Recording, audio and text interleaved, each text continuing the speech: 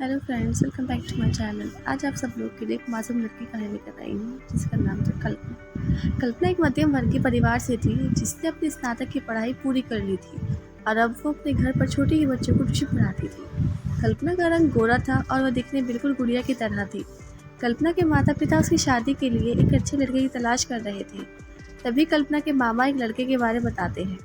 वो कहते हैं कि लड़के का नाम राहुल है, वह किसी कंपनी में मैनेजर के पद पर है और महीने की 70,000 कमाता है। कल्पना के माता पिता ने लड़के की फ़ोटो देखी तो उन्हें लड़का पसंद आ गया। जब कल्पना की माँ ने लड़के की कल्पना को तस्वीर दिखाई तो कल्पना ने कहा, जब आप दोनों को लड़का पसंद है तो मुझे भी पसंद है। अब लड़का और लड़की वालों ने परिवार से मिलकर शादी की तारीख तय कर दी। लड़के के माता पिता बहुत खुश थे।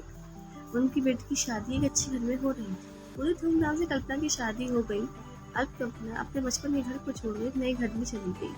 कुछ दिन तो कल्पना को अपने माता पिता की बहुत याद आई और अपने घर की भी बहुत याद आई। कल्पना की शादी के अब महीने बीत गए थे। अब उसके पति राहुल पहले जैसे व्यवहार नहीं करता था। कल्पना से वो चिड़ा से रहता। राहुल अब न पहले जैसे कल्पना को प्यार करता, ना ही उसकी बातों को मानता। कल्पना को समझ नहीं आ रहा था कि क्या हो रहा है।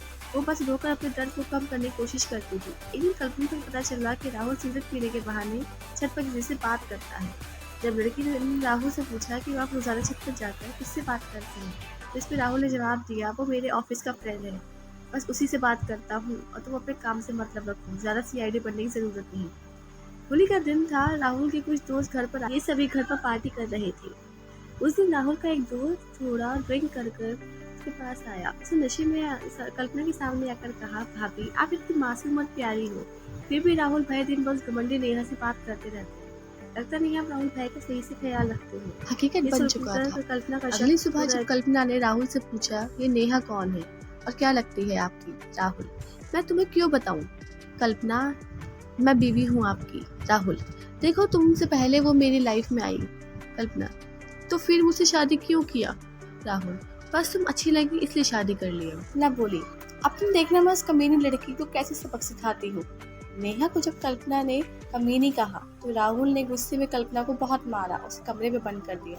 कल्पना के सास को सब पता था, फिर भी अपने बेटे के सामने एक शब्द भी नहीं बोलती थी।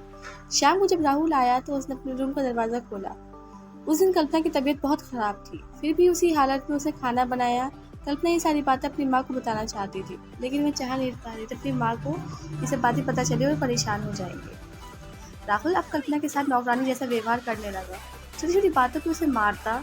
कल्पना धीरे धीरे डिप्रेशन का शिकार होने लगी। उसके दिमाग में गलत गलत ख्याल आने लगे। अब वो ना समय पर खाना खाती, ना ही किसी से बात करती। आखिरकार एक दिन कल्पना ने रूम में फांसी लगाकर आत्महत्या कर ली। कल्पना ने आत्महत्या का कारण किसी को नहीं बताया, लेकिन उसकी सास को पता था कि कल्पना ने आत्महत्या क्यों की। उसी तरह उसके माँ बाप का रो रो कर बुरा हाल हो गया। कल्पना की मां ने पुलिस को आत्महत्या का कारण उसके ससुराल वालों को बताया। पुलिस राहुल और उसके माता पिता को ले गए, लेकिन पैसों के दम पर कुछ ही दिनों में राहुल और उसके माता पिता जेल से छूट आए। जीवन में अक्सर अच्छा दिखने वाला इंसान अच्छा नहीं होता। उसके अंदर कहीं ना कहीं बुराई छुपी होती है और वही बुराई किसी की जिंदगी बर्बाद कर देती है।